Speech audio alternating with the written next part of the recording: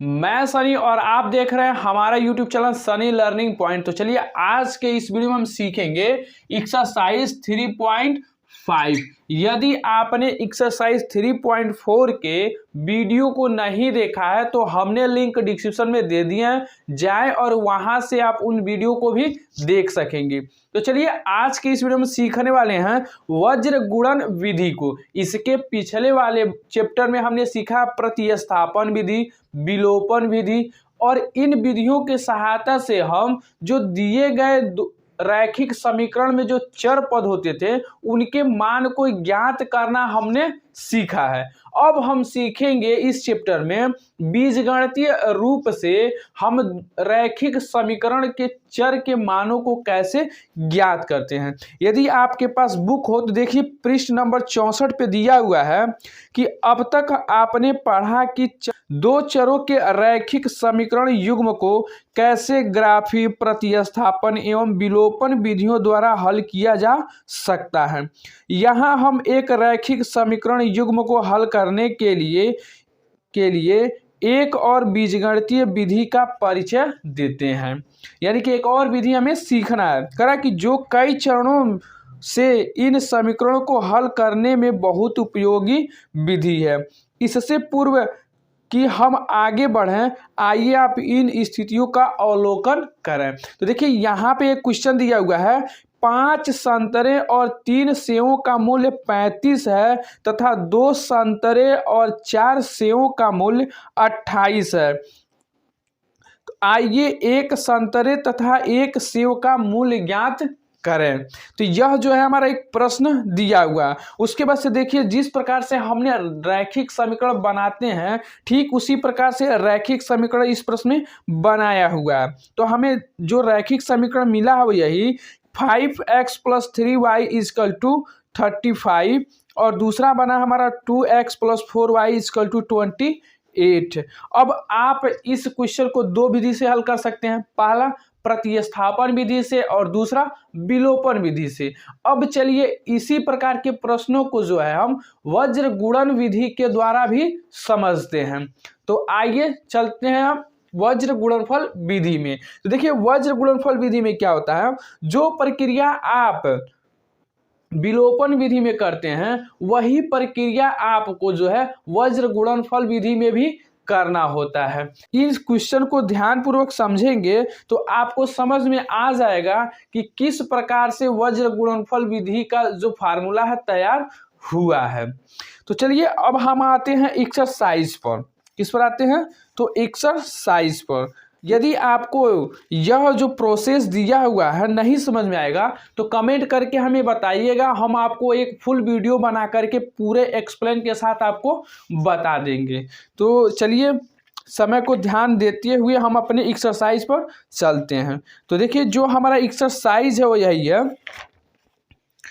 3.5 कह रहा है कि निम्न रैखिक समीकरणों के युग्म में से किसका एक अद्वितीय हल है, किसका कोई हल नहीं है, या इसके अपरिमित रूप से अनेक हल हैं। कह रहा है प्रश्न में यहाँ पर कि अद्वितीय हल की स्थिति में उसे वज्र गुणन विधि से ज्ञात कीजिए। किस पर, कि जब हमारा जो कंडीशन में अद्वितीय हल होगा उस पर जो है हमें वज्र गुणन विधि का प्रयोग करना है।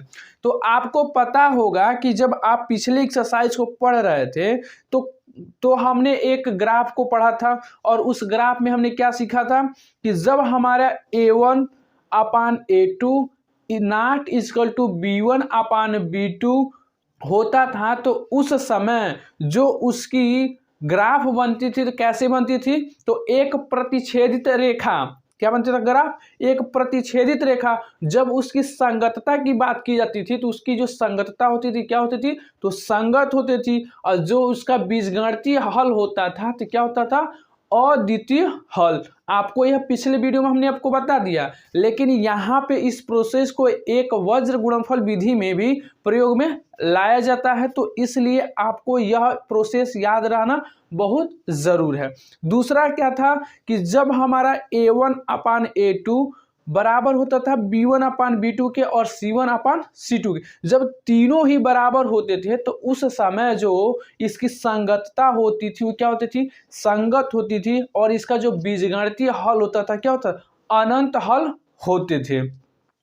तीसरा हमारा स्थिति था कि जब हमारा A1/A2 बराबर होता था B1/B2 के, तो और जो हमारा C1/C2 होता था वो बराबर नहीं होता था, तो वह जो ग्राफ बनता था कैसा, एक समांतर रेखा का, और उसका जो संगतता होता था असंगत होता था, और उसका जो बीजगणितीय हल होता था तो क्या होता था, हल नहीं होता था, उसका जो बीजगणितीय हल होता वह नहीं होता था। तो उस प्रोसेस को इसमें भी आपको वही करना है, जिस प्रकार से हमने क्या किया था कि जो हमारे दिए हुए बहुपद होते थे तो क्या करते थे, हम उस बहुपद में की तुलना करते थे किससे, तो A1x plus B1y plus C1 equal to 0 से। तो वही प्रक्रिया हमें इसमें भी करनी है। यदि आपने उस वीडियो को भी नहीं देखा है तो हमने लिंक डिस्क्रिप्शन में दे दी है, जाएं और वहां से उस वीडियो को भी आप देख लें, क्योंकि उस वीडियो को जो आप देख लेंगे तो यह जो क्वेश्चन होगा वह आपको मिनटों में सॉल्व करना आ जाएगा। तो देखिए यहाँ पे जो पहला जो क्वेश्चन है, इस पहले क्वेश्चन का जो पहला प्रश्न है, देखिए क्या दिया हुआ है, x minus 3y minus 3 equal to 0। पहला हमारा जो है रैखिक समीकरण दिया हुआ है।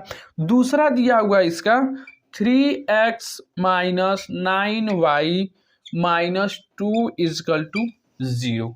अब देखिए इस प्रश्न में हमें क्या करना है, तो सबसे पहले हमें इस रैखिक समीकरण से पता करना होगा कि इसका जो हल है क्या उसका अनंत हल है, या उसका एक अद्वितीय हल है, या उसका हल ही नहीं है। सबसे पहले तो हमें यही कंफर्म करना होगा। तो यह कंफर्म किससे करेंगे, जो हमने पिछले वीडियो में सीखा है, किससे, कि यह जो हमारा है, मान लीजिए पहला समीकरण हुआ है और यह जो हमारा दूसरा समीकरण हुआ है, तो क्या करेंगे, हल ज्ञात करने के लिए हम तुलना करेंगे किससे, तो समीकरण एक का A1x plus B1y plus C equal to 0 से, तथा A2x plus B2y plus C equal to 0 से समीकरण 2 की का तुलना करने पर,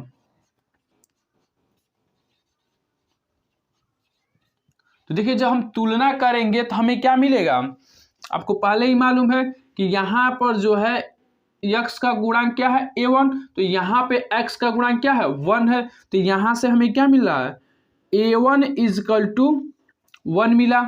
उसके बाद से हम y का जो गुणांक B1 है, तो यहाँ पे y का गुणांक क्या है, 3 है, तो यह क्या होगा, तो यहाँ से हमें B1 का जो वैल्यू मिलेगा क्या, -3, और वह -3 कैसे हो रहा है, क्योंकि हम इस समीकरण को इस रूप में भी लिख सकते हैं, x प्लस कोष्टक में -3y प्लस -3 इक्वल टू 0। तो इस रूप में जब आप लिखेंगे तो स्पष्ट हो जा रहा है कि जो हमारा y का गुणांक क्या है, -3 है, और जो c है वह क्या है, -3 है। तो यहाँ से C1 इक्वल टू क्या मिलेगा हमें, -3। कंफर्म हुआ। ठीक वही प्रक्रिया जो है हम करेंगे किससे, तो समीकरण 2 से। तो समीकरण 2 से हम जब निकालेंगे तो क्या मिलेगा हमें, समीकरण 2 से, समीकरण 2 हमारा क्या है, यही है। तो यहाँ से देखा तो जो हमारा A2 होगा वह क्या होगा, तो 3 होगा, जो हमारा B2 होगा वह क्या होगा, तो -9 होगा, और यहाँ से जो हमारा C2 होगा क्या होगा, -2 होगा। अब देखिए यहाँ से माइनस क्यों ले रहे हैं, क्योंकि यह भी हम इस प्रकार से हो सकता है, 3x प्लस कोष्टक में -9y प्लस -2 इक्वल टू 0। जब इसको हम सॉल्व करेंगे तो यही रूप मिलेगा, यानी कि यहाँ से y का जो गुणांक है क्या है -9 और जो हमारा C2 है क्या है -2। कन्फर्म हुआ। और आपको पता है कि जो हमारी जो हल होते हैं उसका फार्मूला क्या होता है, जब हमारा A1/A2 B1/B2 C1/C2 यही होता है। अब कंडीशन आपको मालूम ही है कब हमारा हल होता है और कब हमारा हल नहीं होता है। तो जब हम इस पे रखेंगे तो हमारा जो फार्मूला बनेगा, देखिए क्या बन रहा है।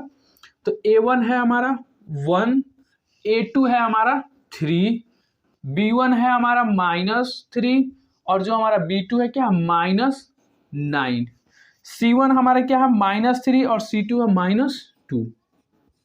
-2। अब देखिए यहां से इसको सॉल्व करें तो क्या हो जाएगा, माइनस माइनस कैंसिल, यानी कि 3/9 हुआ। इसको भी हम काटेंगे तो क्या हो जाएगा 1/3 हो जाएगा। क्या हो जाएगा 1/3 और यह माइनस माइनस सिर्फ कैंसिल होगा तो क्या हो जाएगा 3/2। अब यहाँ से अगर देखें हम तो A1/A2 बराबर हो रहा है B1/B2 को। आप देख ही सकते हैं इसका भी है वैल्यू क्या 1/3 और इसका भी है 1/3, यानी कि हमारा फार्मूला क्या बन रहा है A1/A2 बराबर हो रहा है B1/B2 के। लेकिन जो हमारा C1/C2 है वह बराबर नहीं हो रहा, किसके, तो जो हमारा B1/B2 है। तो यह जो फार्मूला बनता है हमारा, तो किसके लिए बनता है, जब हमारा ग्राफीय रूप कैसा हो, समांतर का हो। जब हमारा जो ग्राफीय रूप बनता है किस प्रकार से, समांतर का, तो उस समय जो इसका बीजगणितीय हल होता है वह होता ही नहीं है, क्योंकि यह समांतर का है। तो समांतर का जो है बीजगणितीय हल नहीं होता है। इससे आपको पता ही चल गया। और प्रश्न में यह भी स्पष्ट रूप से कहा है कि जब हमारा अद्वितीय हल हो, क्या करा है, अद्वितीय हल हो, तो उस समय जो है हमें वज्र गुणन विधि का प्रयोग करना है। तो इसलिए इस प्रश्न में हमें वज्र गुणनफल विधि का प्रयोग नहीं करना है। ठीक है, तो इस प्रकार से हमने क्या किया, क्वेश्चन नंबर 1 का जो पहला उसे सॉल्व कर लिया है। यदि आप लिखना चाहें यहाँ पर तो इसका जो हल होगा वह नहीं होगा, क्या होगा, हल नहीं होगा। ठीक है, अब देखिए यहाँ तो हमने क्वेश्चन को सॉल्व कर लिया। अब हमारा है दूसरा क्वेश्चन। दूसरा क्या है, 2x + y = 5 और दूसरा दिया है 3x + 2y = 8। वज्र गुणनफल विधि का हम प्रयोग तभी करेंगे जब हमारे जो अद्वितीय हल होगा तभी। स्पष्ट रूप से आपको बताता है कि जब हमारा ग्राफीय रूप प्रतिच्छेदित रेखा का बने, किसका बने, प्रतिच्छेदित रेखा का, यानी कि इस प्रकार से जब हमारा बनेगा ग्राफ, तो उस समय जो है हमें क्या करना है, वज्र गुणन विधि का प्रयोग करना है। ठीक है, और यह कब लागू होगा, जब हमारा A1/A2 बराबर नहीं होगा B1/B2 के, तो उस समय जो है हमें इस वज्र गुणन विधि का प्रयोग करना है। तो चलिए इसको हम क्लीन करते हैं और सॉल्व करते हैं जो हमारा पहले का दूसरा है उस प्रश्न को। यदि आप इसमें लिखना चाहें स्पष्ट रूप से तो आप लिख सकते हैं यहाँ पर कि रैखिक समीकरण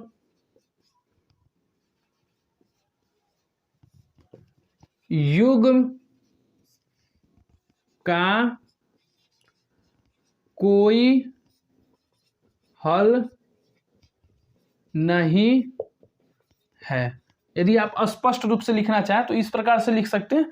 आप यहाँ पे इस तरह डायरेक्ट मत लिखिएगा कि हल नहीं होगा। ठीक है, आप लिखिए क्या कि रैखिक समीकरण युग्म का कोई हल नहीं है। तो चलिए इसको अब हम क्लीन करते हैं। तो देखिए पहला का जो दूसरा है उसका समीकरण क्या दिया है, 2x plus Y is equal to 5। तो इसको हम सॉल्व करेंगे तो क्या हो जाएगा, 2x plus y minus 5 equal to 0। इसको आप मान लीजिए समीकरण नंबर 1। और दूसरा क्या दिया हुआ है, 3x plus 2y is equal to 8। तो इसको भी सॉल्व करेंगे क्या हो जाएगा, 3x plus 2y minus 8 is equal to 0। इसको मान लीजिए आप समीकरण 2। और आपको पता है कि हमें पहला प्रोसेस में क्या करना है, यही कि समीकरण 1 और 2 की जो है हमें तुलना करनी है। तो इसको जब हम हल करेंगे क्या लिखेंगे, समीकरण 1 का a1x plus b1y plus c equal to 0 से तथा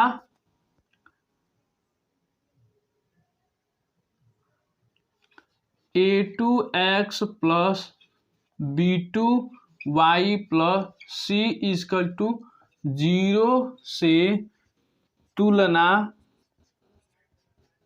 करने पर। तो तुलना करेंगे तो यहां से हमें a1 का मान क्या मिलेगा 2, b1 का मान क्या मिलेगा हमें 1, b1 का मान हमें क्या मिलेगा 1, और जो हमारा c1 है उसका मान क्या मिलेगा तो -5। और यहां से हम समीकरण 2 से देखें तो जो हमारा मान मिलेगा समीकरण 2 से, यहां पे लिख लीजिए समीकरण 1। 2 से हमें क्या मिलेगा, a2 इजकल टू मिलेगा 3, b2 इजकल टू मिलेगा 2, और हमारा c2 बराबर क्या मिलेगा -8। अब हम क्या करेंगे तो लिखेंगे यहां पर a1 अपान a2, b1 अपान b2 और c1 अपान c2। अब देखिए इनका जब हम मान रखेंगे तो क्या मिलेगा हमें 2/3, 1/2 और क्या हो जाएगा -5/-8। इसको हल करेंगे माइनस माइनस कैंसिल, 5/8 यही होगा। तो देखिए इस कंडीशन में हम क्या पा रहे हैं कि जो हमारा a1/a2 है वह बराबर नहीं हो रहा है b1/b2 के, यानी कि यहाँ पे जो फार्मूला बन रहा है क्या बन रहा है हमारा, देखा जाए तो a1/a2 not is equal to b1/b2। तो यहाँ पे जो है कौन सा फार्मूला लग रहा है, तो यही, तो इसका जब लगेगा तो इसका जो हल होता है क्या होता है, तो इसका एक अद्वितीय हल होता है। इसका क्या होता है, एक अद्वितीय हल होता है। तो जब इसका अद्वितीय हल होगा तो इसका हम इसमें जो है जो हमारे चर x और y हैं इसके मान को हम किस विधि से निकालेंगे, तो वज्र गुणन विधि से। अब तो चलिए उस विधि से यहाँ पे जो x और y है उसके मान को हम निकालते हैं। यदि आपको वज्र गुणन विधि का फार्मूला याद नहीं है तो इस वीडियो को अंत तक जरूर देखें, क्योंकि हम एक ऐसे लॉजिक को बताएंगे कि आपको वज्र गुणन का जो फार्मूला है बहुत ही आसानी से याद हो जाएगा। तो चलिए उस फार्मूले का हम प्रयोग करते हैं। तो यहाँ पे आप लिख लीजिए, यहाँ पर हम सॉल्व करते हैं समीकरण 1 तथा समीकरण 2 का वज्र गुणन विधि।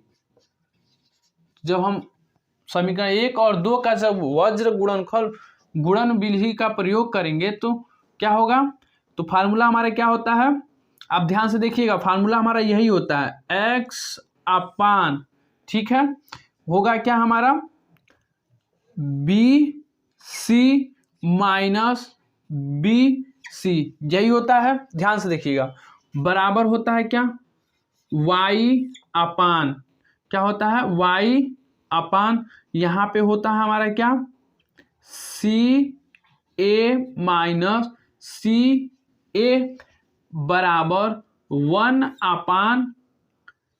A B minus A B. यही होता है ना हमारा फार्मूला। क्या है? X upon B C minus B C, Y upon C A minus C A बराबर 1 A B minus A B. और यहाँ पे हम क्या लिखते हैं? 1 यहाँ पे 2, यानी कि 12, और यहाँ पे होता है क्या? 2 1 उल्टा, यानी कि 12 और 21। क्या हो गया? 12 और 21, यानी कि 1 2 यहाँ पे उल्टा कर दिए 2 1। यहाँ पे क्या हो गया हमारा? यहाँ पे भी होगा वही 12 21 12 21, यही होगा ना। देखिए आसानी से हमने लिख दिया क्या? एक्स अपान b1 c2 minus b2 c1 बराबर y upon c1 a2 minus c2 a1 equal to 1 upon a1 b2 minus a2 b1। यदि आप फार्मूला देखेंगे तो यही पाएंगे। तो देखिए इस फार्मूले को जब याद करेंगे आप तो भूल जाएंगे कि यहाँ पे x के नीचे जो है b और c लिखना है कि क्या हमें लिखना है। तो इस कंफ्यूजन को दूर करने के लिए इस फार्मूले को ही आप अपने तरह से बना लीजिए। किस प्रकार से बना लीजिए? अपने तरह से बना लीजिए, यानी कि ए बी से स्टार्ट कीजिए। यानी कि यहाँ पे लिखिए 1 अपान ए के बाद क्या आता है? बी, यानी कि a B minus A b. ठीक है, अब ए और बी के बाद क्या आता है हमारा? ए के बाद क्या आएगा? बी और सी, यानी कि यहाँ पे जो है हमारा हो जाएगा एक्स अपान क्या होगा? बी सी माइनस बी सी बराबर, अब देखिए सी के बाद क्या आएगा हमारा? तो ए आएगा, क्रम वही आएगा जैसे कि ए बी और सी। पहले ए को लिखे, ए को लिखने के बाद से हमारे क्या बचा? बी और सी। उसके बाद से हमने ए को लिखने के बाद से क्या लिखा? बी और सी। अब देखिए जब बी और सी लिख दिए तो उसके बाद से क्या बचा हमारा? सी के बाद फिर वही ए, यानी कि यहाँ पे हो जाएगा सी ए माइनस सी ए। क्रम से हो गया कि नहीं? ए बी उसके बाद से सी। ध्यान में दीजिए क्या है यहाँ पर? पहले ए लिखे हैं, उसके बाद से बी लिखे हैं, उसके बाद से हमने सी लिखा है। यहाँ पे आप देखेंगे तो यहाँ पे बी है, यहाँ पे सी है, और यहाँ पे क्या है? ए है। ठीक है, तो यहाँ पे हो जाएगा क्या?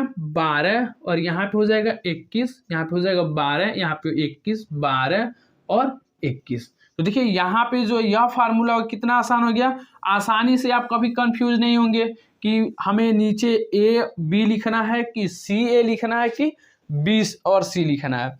तो इस टेक्निक का जब आप प्रयोग करेंगे तो कभी कंफ्यूज नहीं होंगे। पहले हमें क्या लिखना है? 1 upon a1 b2 minus a2 b1 equal to x upon b1 c2 minus b2 c1 equal to y upon c1 a2 minus c2 a1। तो देखिए यह फार्मूला आपको आसानी हो गई है। अब देखिए इसी विधि का हमें प्रयोग करना है। अब देखिए यहाँ पे हमने तो पहले ही मान निकाल लिया है a1 b1 c1 a2 b2 और c2 का। अब इन मानों को जो है कि हम यहाँ पे रखेंगे। तो देखिए दोनों फार्मूला तो एक ही है, आप जिस पे भी सॉल्व करना चाहें तो आप सॉल्व कर सकते हैं। तो देखिए यदि इस पर यदि हम रख रहे हैं, मान लीजिए इस फार्मूले के द्वारा यदि हम सॉल्व करेंगे तो क्या होगा? देखिए फार्मूला तो वही है, बस हम क्रम को चेंज किए हैं। यहाँ पे क्या है? 1 अपान a1 हमारा कितना दिया हुआ है? यहाँ पर a1 दिया है हमारा 2, तो 2 उसके बाद से क्या है? b2 हमारा क्या दिया हुआ है यहाँ पर? तो 2 दिया हुआ है इंटू 2। ठीक है, उसके बाद से माइनस a2 हमारा कितना दिया है? 3, और b1 हमारा यहाँ पे कितना दिया है? तो 1। तो यानी कि क्या हो जाएगा? 3 इंटू 1 इजकल टू, अब देखिए यहाँ पे क्या है? x अपान b1 हमारा कितना है? 1, तो 1 इंटू c2 हमारा कितना दिया हुआ है? तो -8 माइनस b2 कितना दिया है? तो 2, तो यहाँ पे हो जाएगा 2 इंटू c1 हमारा कितना दिया है? तो -5 इजकल टू, यहाँ पे क्या है? y, और तो यहाँ पे हो जाएगा y अपान c1 हमारा कितना है? -5, तो -5 इंटू a2 हमारा कितना दिया है? तो 3 माइनस c2 हमारा कितना दिया है? तो -8 इंटू a1 हमारा क्या दिया है? 2। अब देखिए इसको जो हम सॉल्व करेंगे तो क्या मिलेगा हमें, 1/4 - 3 इजकल टू x अपान -8 और यहाँ पे हो जाएगा +10, माइनस और माइनस मिलके क्या हो जाएगा, प्लस हो जाएगा, इजकल टू y अपान -50 +16, यही होगा। देखिए माइनस माइनस मिलके प्लस होगा और 8 दूना 16, ठीक है। अब जब इसको और सॉल्व करेंगे अब क्या हो जाएगा, 1/1 हो जाएगा। देखिए 4 में से 3 घटेगा तो 1 हो जाएगा, बराबर x अपान क्या हो जाएगा 2, 10 में से 8 जाएगा तो 2 हो जाएगा, इजकल टू यहाँ पे क्या y अपान क्या हो जाएगा 1, तो क्या हो गया 1/1 equal to x upon 2 equal to y upon 1। इतना ही आपको मिला है। यदि आप इसको सॉल्व करेंगे और तो क्या हो जाएगा, इसको आप अलग अलग यदि करें, x अपान 2 इजकल टू 1, क्या होगा x अपान 2 इजकल टू 1 और यहाँ पे हो जाएगा क्या y अपान 1 इजकल टू 1, क्योंकि 1/1 को 1 ही लिखेंगे तो यह क्या हो जाएगा x बराबर 2 और यहाँ से हमें मिल जाएगा क्या y बराबर 1। देखिए यहाँ से y बराबर 1 मिला और यहाँ से हमें x बराबर 2 मिला। देखिए इस जो रैखिक समीकरण में जो x का मान हमें मिला क्या 2 और y का जो मान मिला हमें क्या 1, जो हम प्रतिस्थापन विधि और विलोपन विधि के द्वारा ज्ञात करते हैं, उस मान को हमने जो हमारा वज्र गुणन विधि है उसके द्वारा हमने ज्ञात कर लिया। तो देखिए यहाँ पे जो हमारा मान मिला क्या x बराबर 2 और y बराबर 1। तो आशा करते हैं कि आप इस फार्मूले को भी बहुत ही अच्छे तरह से समझ गए होंगे। तो चलिए अब सॉल्व करते हैं हम तीसरे नंबर के प्रश्नों को। देखिए तीसरे नंबर का प्रश्न क्या है, 3x - 5y इजकल टू 20 और दूसरा दिया है 6x - 10y इजकल टू 40। तो चलिए उस क्वेश्चन को हम सॉल्व करते हैं। यदि आप इस प्रोसेस को नहीं समझे हो तो एक बार पुनः इस वीडियो को आप जरूर देखें। तो चलिए इसको हम मिटाते हैं। तो देखिए जो हमारा पहले का तीसरा क्या है, पहला समीकरण दिया हुआ हमारा 3x - 5y इजकल टू 20 और दूसरा दिया है हमें 6x - 10y इजकल टू 40, ये दिया हुआ है। इसको जो हम लिखेंगे तो इस प्रकार से भी लिख सकते हैं -5y - 20 इजकल टू 0, इसको लिख सकते हैं 6x - 10y - 40 इजकल टू 0 लिख सकते हैं। इसको आप मान लीजिए समीकरण 1 और इसको आप मान लीजिए समीकरण 2। तो आपको पता ही है कि क्या करेंगे, तो सबसे पहले हम तुलना करेंगे। समीकरण 1 को a1x plus b1y plus c equal to 0 से तथा समीकरण 2 को a2x plus b2y plus c2 is equal to 0 से तुलना करने पर, जब हम तुलना करेंगे तो हमें यहाँ पे a1 b1 और c1 का जो है हमें मान मिलेगा। तो देखिए a1 क्या मिलेगा हमें 3, b1 मिलेगा हमें -5 और c1 मिलेगा हमें -20। यहाँ से देखेंगे समीकरण 2 से, तो समीकरण 2 से जो है हमें a2 का मान मिलेगा 6, b2 का जो हमें मान मिलेगा -10 और c2 का मान मिलेगा -40। अब देखिए यहाँ पे जब इस प्रोसेस को लागू करेंगे a1 अपान a2 b1 अपान b2 c1 अपान c2, तो उस समय देखिए क्या मिल रहा है हमें, तो यहाँ पे a1 दिया हुआ 3, a2 दिया है 6, B1 दिया है -5 और यह दिया -10, -5/-10 और यहाँ पे C1 दिया है -20 और C2 दिया है -40। यहाँ पे हो जाएगा -20/-40। इसको जब आप सरल करेंगे तो माइनस माइनस कैंसिल हो जाएगा।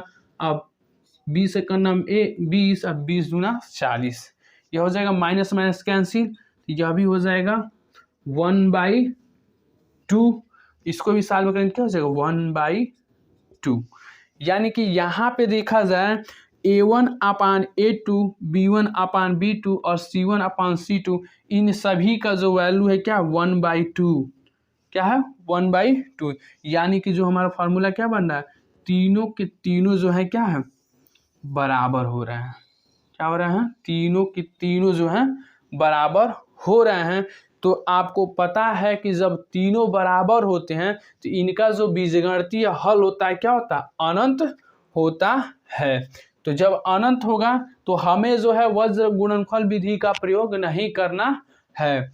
तो यहाँ पे हम स्पष्ट रूप से लिख सकते हैं कि दिए गए रैखिक समीकरण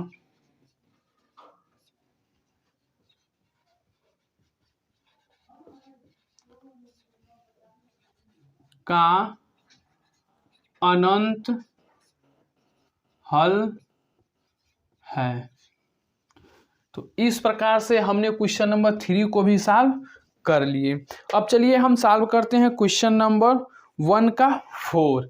तो देखिए क्वेश्चन नंबर 1 का 4 है वो क्या है, 1 का जो हमारा 4th नंबर है क्या है, तो यहाँ पे दिया है x - 3y - 7 = 0 और दूसरा दिया हुआ है हमारा क्या 3x - 3y - 50 = 0। अब देखिए यहाँ पे जब हम इसको लागू करेंगे तो वही प्रक्रिया फिर होगा। आप लिख लीजिए क्या कि समीकरण 1 का जो है उससे तुलना करने पर 2 को इससे तुलना करने पर, तो जब आप तुलना करेंगे तो आपको क्या मिलेगा A1 B1 और C1। तो इनका जो मान मिलेगा क्या मिलेगा 1 -3 और यहाँ पे -7। यहाँ से जब हम देखेंगे A2 B2 और C2 का जब मान हम देखेंगे तो क्या मिलेगा, तो यहाँ से मिलेगा हमें 3 -3 और -50 यही मिलेगा।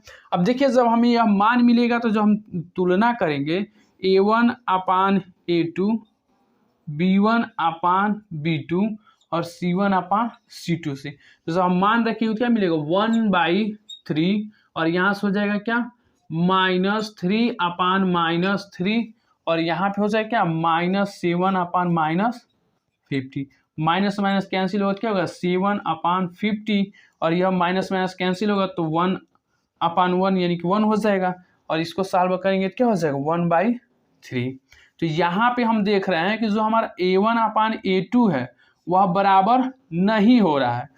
क्या हो रहा है A1/A2 not equal to B1/B2 के। तो आपको पता है कि यह जो फार्मूला बनेगा तो इसका जो हल होता है वो क्या होता है अद्वितीय हल होता है। और आप प्रश्न में कहा है कि अद्वितीय हल है तो उसका आपको निकालना है क्या वज्र गुणनफल विधि के द्वारा इसके जो चर है दोनों इसके मान को।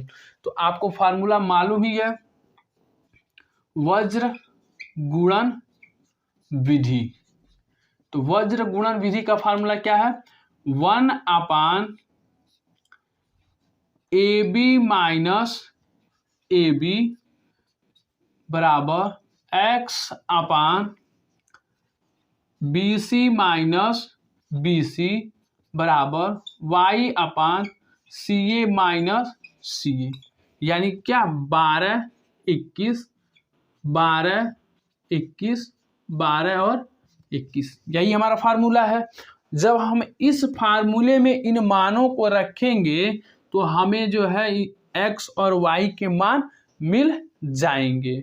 यहाँ से हम इन मानों को रखते हैं तो 1/A1 हमारा यहाँ पे दिया हुआ है, देखिए क्या 1 × B2 दिया है -3 A2 दिया हमारा क्या 3 × B1 दिया है क्या -3 3। यहाँ से देखा जाए तो x अपान b1 दिया है हमारे क्या -3, और जो हमारा c2 दिया है क्या 50, माइनस b2 दिया है हमारे क्या -3 इंटू c1 क्या दिया है तो -7 बराबर। अब यहाँ से देखा जाए तो y अपान जो हमारा मान है क्या है -7 इंटू a2 क्या है 3 माइनस c2 दिया है क्या -50 इंटू जो हमारा a1 है क्या है 1। जब हम हल करेंगे तो देखिए क्या मिलता है हमारा, यहाँ पे देखिए क्या -50 है, इतना से ही हमारा जो क्वेश्चन वो गलत हो जाता। अब देखिए यहाँ पे जब हम इसको सॉल्व करेंगे क्या हो जाएगा 1 upon -3 plus 9 equal to x upon minus और माइनस प्लस हो जाएगा 45 माइनस और माइनस प्लस और minus -21 equal to y upon -21 और प्लस 50। जब इसको हम सॉल्व करेंगे तो क्या हो जाएगा 1/6 इजकल टू x अपान, इसको जब हम घटाएंगे तो क्या हो जाएगा 4/2, यही हो जाएगा इजकल टू यह कितना हो जाएगा y अपान तो 6, यही होगा ना -6 होगा, सॉरी क्या होगा -6। जब इसको और सॉल्व करेंगे क्या हो जाएगा 1/6 equal to x upon 24 equal to y upon -6। तो यहाँ से जब आप इसको इस प्रकार से लिखते हैं x अपान 24 इजकल टू 1/6, तो क्या हो जाएगा x इजकल टू क्या हो जाएगा 1/6 इंटू 24, तो 6 चौको 24, तो x बराबर हमें क्या मिल जाएगा 4। और यहाँ से जब लिखेंगे y अपान -6 इजकल टू 1/6, तो क्या हो जाएगा y इजकल टू 1/6 इंटू -6, तो 6 से 6 कट जाएगा तो क्या हो जाएगा -1, तो y बराबर क्या मिलेगा हमें -1। तो देखिए यहाँ से जो है हमें x बराबर क्या मिला 4 और y बराबर क्या मिला -1। तो आशा करते हैं कि आप इस प्रश्न को भी बहुत ही सरलता से सॉल्व करना सीख गए होंगे। यदि आपको यह वीडियो अच्छा लगे तो अपने दोस्तों के साथ इस वीडियो को शेयर ज़रूर करें। तो चलिए मिलते हैं नेक्स्ट वीडियो में।